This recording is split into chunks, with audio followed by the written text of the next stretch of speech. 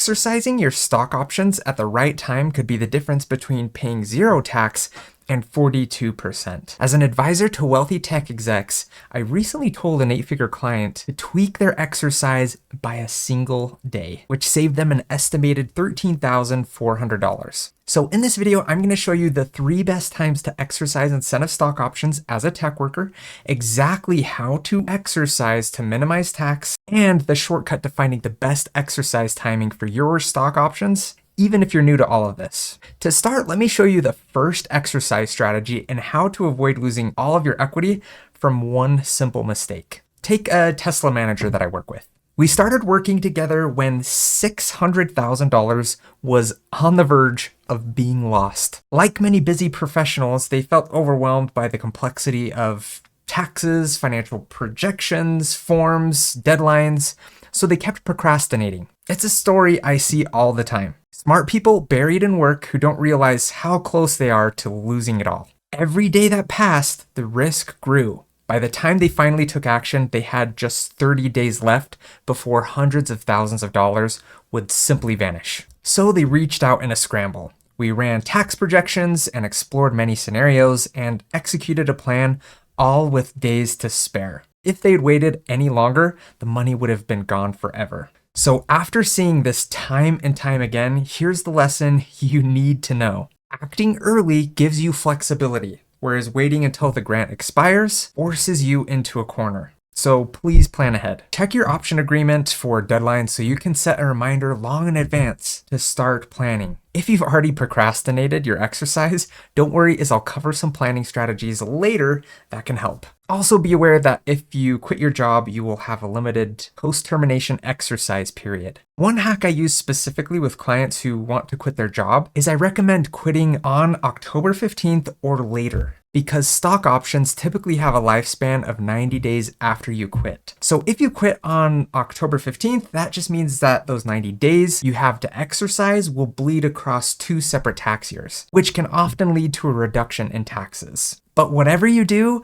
just know that waiting until your stock options expire may likely be the worst time to exercise. Now let's break down the other critical times to exercise your stock options, from the worst to the best. I'll walk you through the personal factors that matter most, the best times to exercise on the calendar, and the company events that can change everything. Most of my clients have worked at Tesla, which has a tangled mix of equity from incentive stock options to restricted stock units to NSOs and ESPPs, which all have different tax ramifications that need to be coordinated. Here's how I simplify exercise timing for my clients, which is applicable no matter what company you're at. When it comes to exercising your ISOs, I encourage my clients to exercise ISOs sooner rather than later because they're starting the holding clock earlier, which can lead to tax benefits. When it comes to non-qualified stock options or NSOs, I encourage my clients to exercise these when they need liquidity. If you sell immediately after exercise, there's no additional tax on the sale,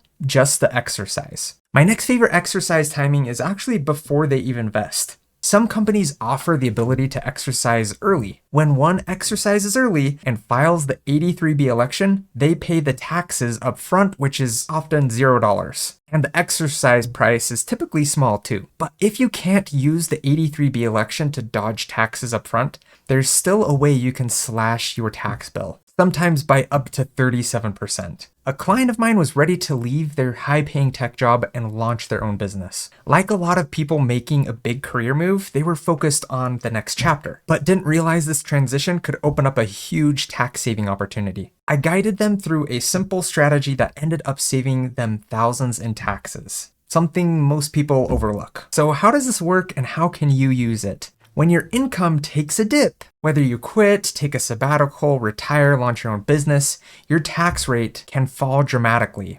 But too often people are so focused on the next step that they miss this golden opportunity to cut their taxes. Instead of exercising your stock options in a year when you're paying the top tax rate, wait until a year where your income is lower. Your tax rate could drop to 22% or even to 0. And that means that you're paying less tax on your exercise. But I think the best time to exercise your options comes down to 2 numbers unique to you. And getting them wrong could cost you thousands or expose you to way more risk than you think. Let's play a quick game.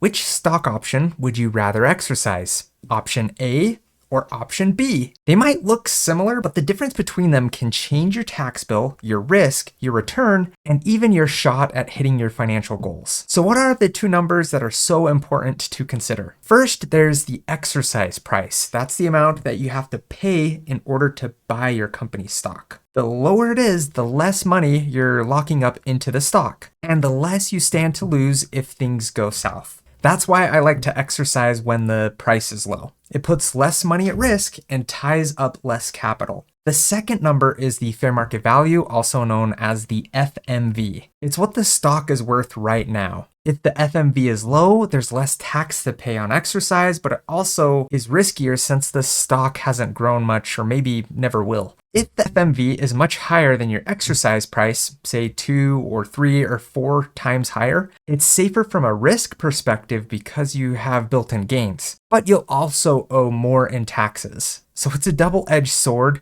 more upside and security, but also a bigger tax bill. So what's the bottom line here? Carefully timing your exercises around these two numbers can mean the difference between a smart tax win and a costly mistake. While things like the exercise price and the tax bracket are unique to you, I'll now show you the calendar-related exercise timing that can help you hide $3,000 from being taxed. I advise to test the client to line up all of their stock events: RSU vesting, option exercises, and ESPP purchases, all on a calendar. We timed the option exercises to happen on or near the same day as these events. But how did this shield $3,000 from taxation? Stocks go up and down. If you sell when the stock has dipped, you can use that loss to cancel some of your taxable gains. Here's the catch. The IRS won't let you do this if you exercise your stock options within 30 days before or 30 days after selling at a loss. By grouping their option exercises with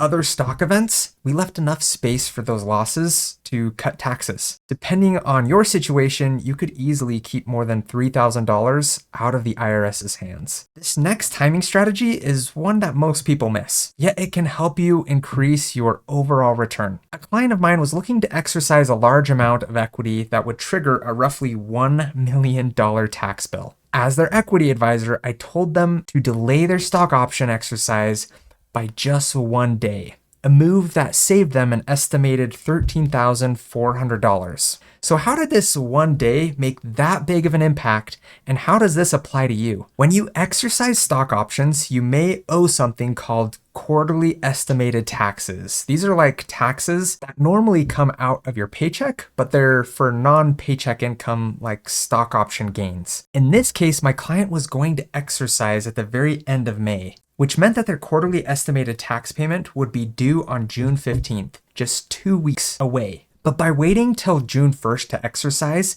they pushed their federal tax deadline back by 3 months, and their state tax deadline by 7 months. This extra time enabled the client to get the funds to pay their tax bill through a company liquidity event. This timing move saved them an estimated $13,400, and your results will be determined by your specific situation. So what are the important quarterly estimated tax dates to know? Well, Q1 ends on March 31st, Q2 ends on May 31st, Q3 ends August 31st, and Q4 ends December 31st. If you exercise on the last day of these quarters, your tax payment will become due in 2 weeks. But if you wait until the first day of the next quarter, you will have an extra 60 to 100 days before your tax bill becomes due. If you're looking to exercise around these dates, be patient and wait until the new tax quarter to get the maximum time before your tax bill is due.